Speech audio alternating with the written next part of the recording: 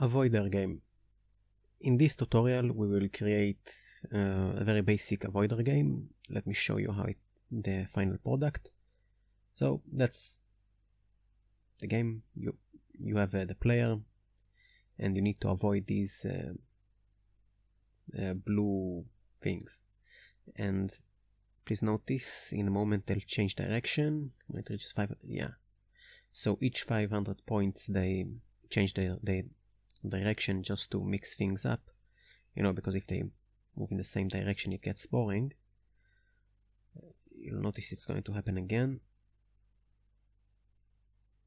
Yeah, change direction again.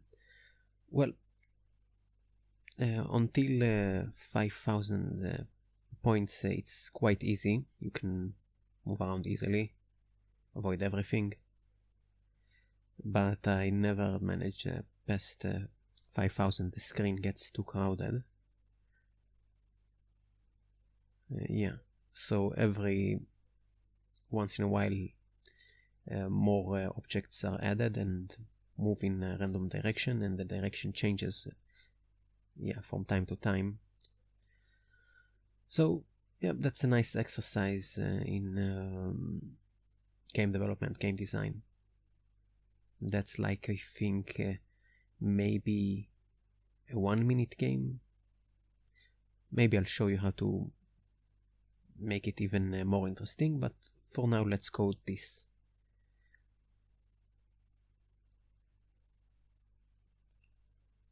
Okay, so we already have the two images, the player and the baddie.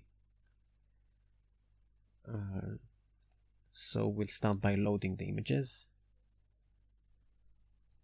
Load images.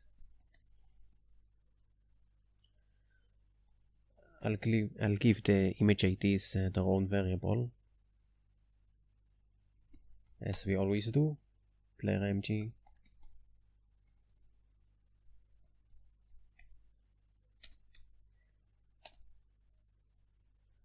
and the baddie img.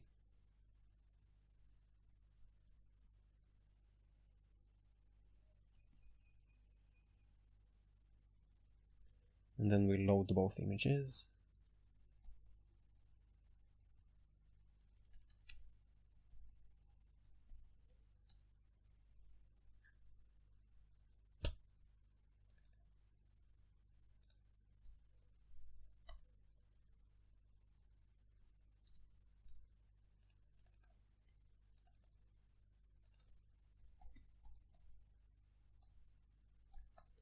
If you've been following along, you've seen me do this a couple of times, like start by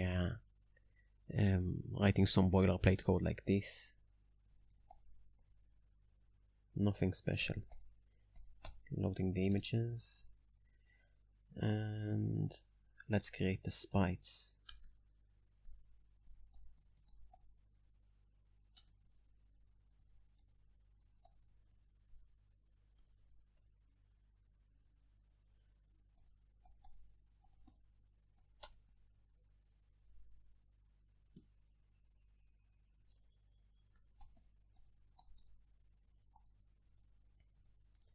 I'll also give I'll give the sprites their own ID, numbered IDs. Again, I do this just so I'm able to use variables instead of writing numbers like this. This doesn't tell you anything. What does that mean? What does that mean? Now it's more clear. That's the player IMG, that's the baddie IMG. And wherever you use it, it will be much more. Well, I explained it a few times. Let's not waste time on that. So, because we're going to have many dynamic sprites, I would like to make a sprite counter.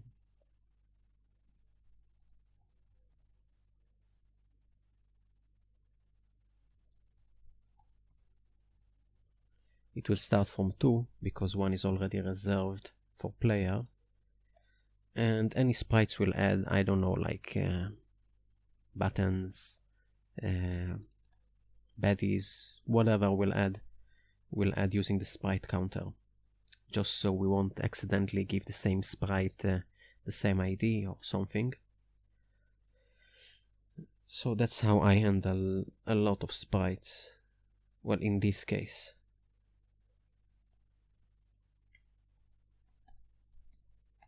I want to make a body array.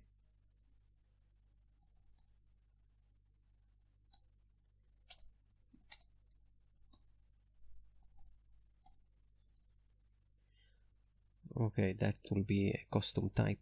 Let's create it here. Type body, y body, and type. For now, we'll leave it empty because we're not going to create too much stuff in this tutorial. I just want to do the boilerplate code, and in the next lesson we'll fill up everything with logic and stuff. So that's just the boilerplate code. So let's create the player sprite.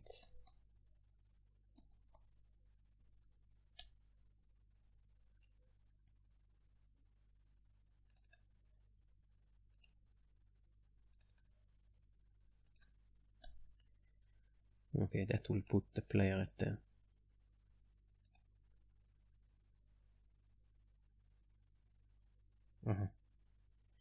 So let's give it an ID for the sprite ID for now.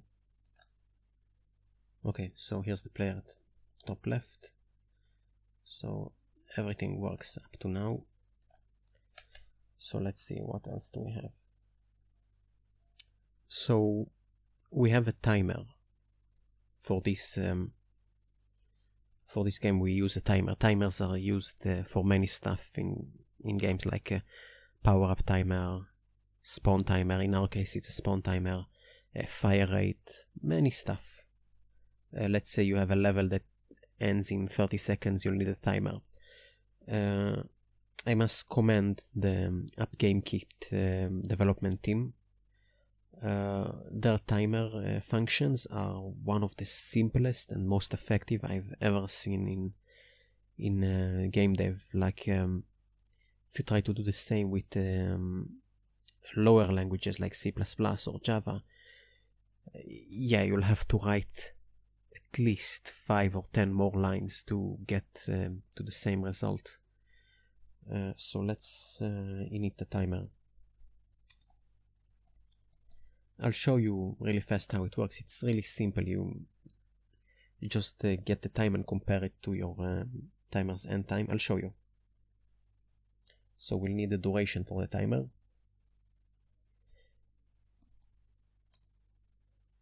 Spawn timer duration. So that's like how long it will take the timer to run out. Like if it's 3, it will be a 3-second timer. If it's 5, it will be a 5-second timer, etc., etc. And we'll need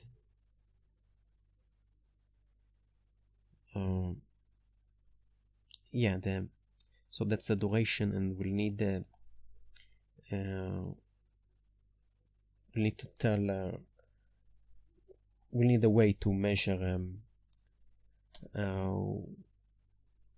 let me explain to you how it works. So you have the seconds. Let's say it starts from 0, right? And you want the timer to be 5 seconds. So the duration is 5. So you add now time 0 plus 5. So this will be 5. So when the game timer, the global game timer, reaches 5 seconds, we check it against the timer done, like when the time ends. And let's say we want to reset it. So now the timer, the global game timer, is 5 seconds. 5 seconds have passed since the game has started. So we want to reset the timer. So spawn timer will be now the current time, 5, plus spawn time duration, which said it's 5 also, so it's 10. So now at the 10-second mark, our timer will proc again, will be done again. Like you reach 10, you check if spawn timer is smaller than current time, if current time is bigger than spawn time done, do something. You'll see in a moment, we'll get to it. It's better to see it than to speak about it. So the spawn time duration is 3 seconds, and spawn time done, you'll see this, that's like, well, if you haven't developed games with many programming languages, you won't find this very exciting, but for me, doing this in a very simple way is it's very exciting. Get seconds. So this one gets, let's see if it will tell us. Well, basically it gets the seconds that have passed since the beginning of the game. Like if 10 seconds have passed, this will return 10. 10 seconds from, the time the game have started. So that's awesome. We don't even understand how awesome that is. Plus the timer duration. So as I explained earlier, like at the beginning this will be 0 and this will be like 3, so the timer will be done after 3 seconds, and let's say we reset it the next time when the timer is done, so this will be like the 3 seconds point plus 3, so 6. So now when the game ran for 6 seconds, this will run again. Let me show you how to do it. It's very simple. We'll have to do it in the game loop because I want to check it every tick. So if spawn timer done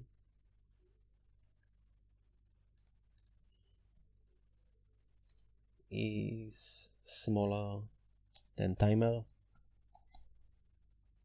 that will also give us the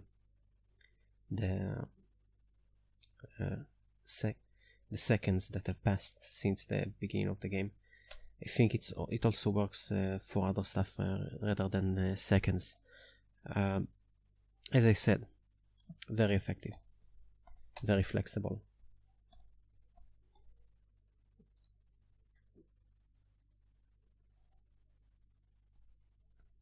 Timer done.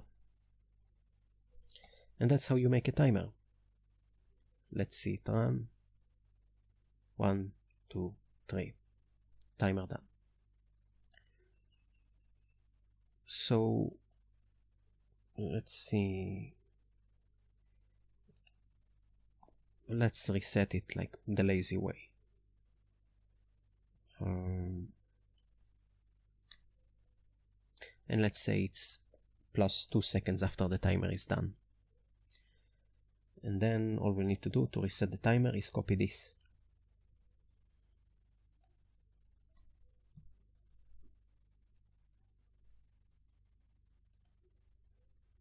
Because we want to see, I added plus 2, so it will stay for 2 seconds. Now it will disappear. 3 seconds will pass and it will appear again. Stay for 2 seconds, disappear. 3 seconds pass and it will appear again. For 2 seconds, disappear. Nice, right? So, yeah, that's how you create a timer using AppGameKit. You need to set the duration, and then you need to set when it's done, which is the game current seconds that have passed since the game have started, plus the duration. And to check it, you check if spawn timer done is smaller than the global timer,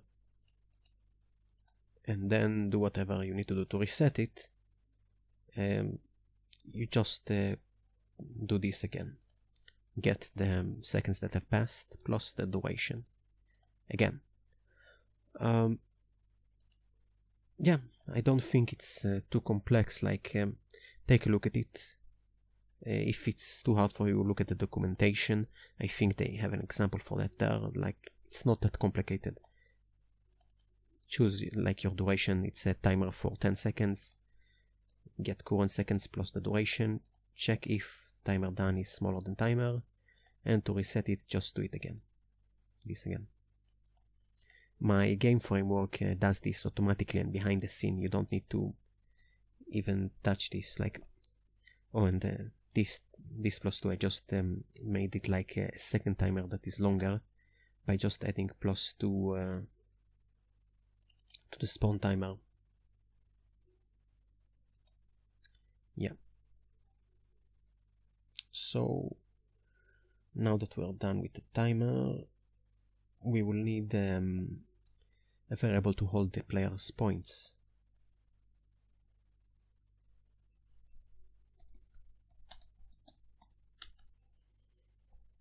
Global points equal 0, and I want one for game over.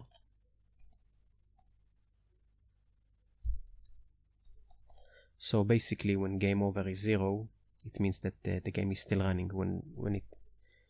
When it turns into 1, when you hit another baddie, it will turn into 1, the game will stop. So let's do if game over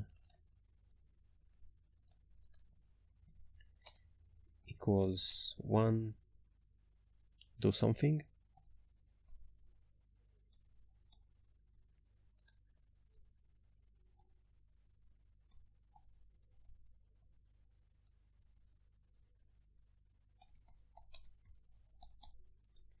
And if it's not game over, the game is running, we'll put all of our functions here.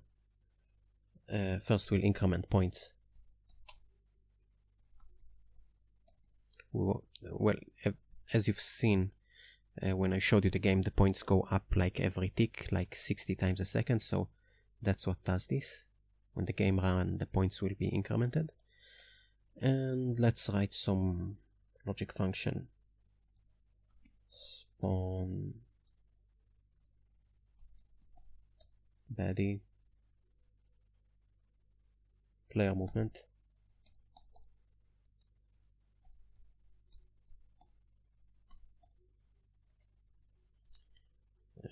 player collide.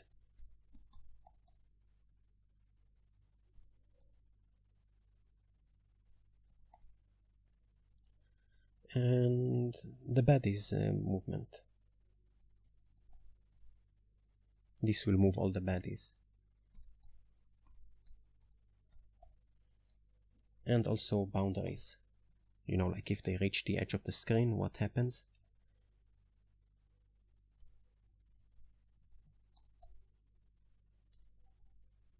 So let's start with spawn baddie. We'll just use the timer. Yeah. Function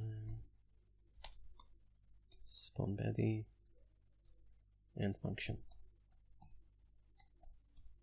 We're not going to, to implement all of the functions. We're just going to create the boilerplate code for them. So how many baddie functions we have? 3. Okay.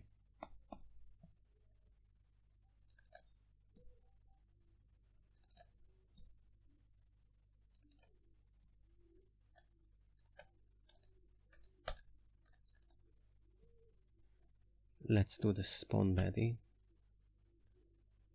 So basically, you know what, actually let's do the player movement first. That's a very simple one line of code because it follows your mouse or where you touch. It's very simple. Set sprite position to set the sprites X and Y. Which sprite? The player sprite.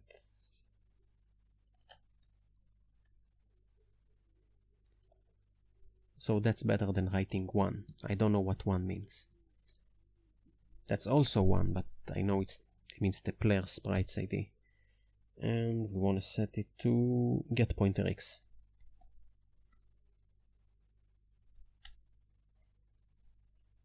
And get pointer Y. And we don't want it to be directly where the pointer is. We want it to be like a little bit above the pointer. Like if you touch it with your finger, I want you to see the player. Let's run it. Oh, we didn't create a function for that. Let's do it now.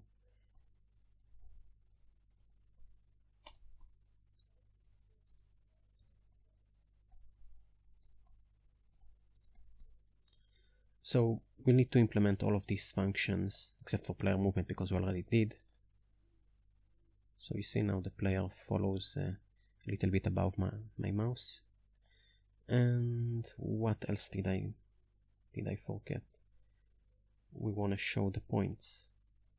Let's do it the lazy way. Let's not create text, let's just print it.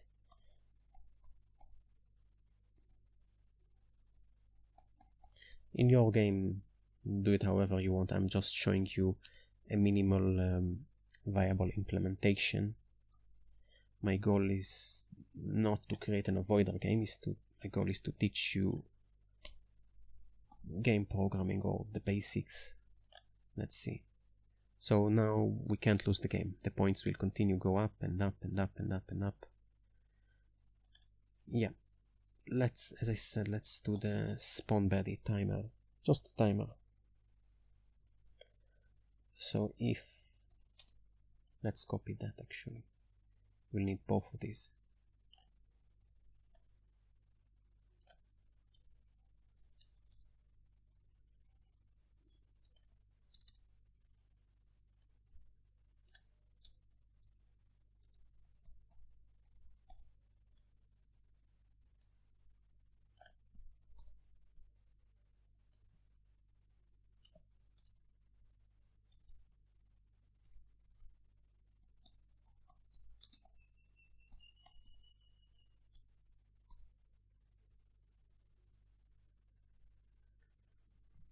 So whenever the timer is done, it will do whatever is here and then reset the timer.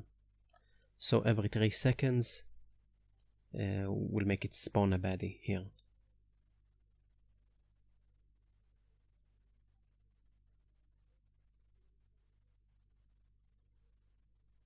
Yeah.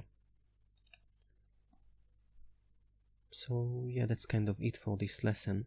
In the next lesson we'll create the baddie and baddie movement and the player collision with the baddie.